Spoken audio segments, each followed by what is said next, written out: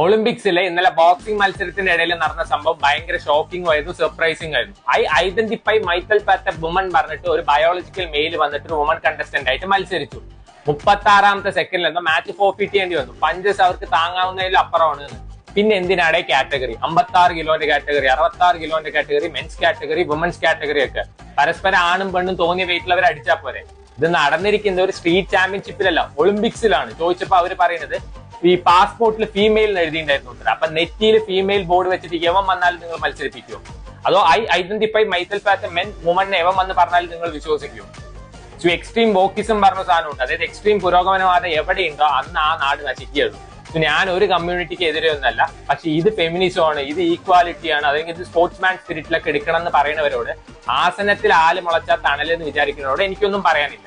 Para Olympics ഉണ്ടല്ലോ, അതേപോലെ ഇവർക്ക് വേണ്ടി സെപ്പറേറ്റ് ആയിട്ട് ഒളിമ്പിക്സ് നടത്തിക്കൂടെ? ഈ കാര്യങ്ങളൊക്കെ സപ്പോർട്ട് ചെയ്യുന്നേക്കാളും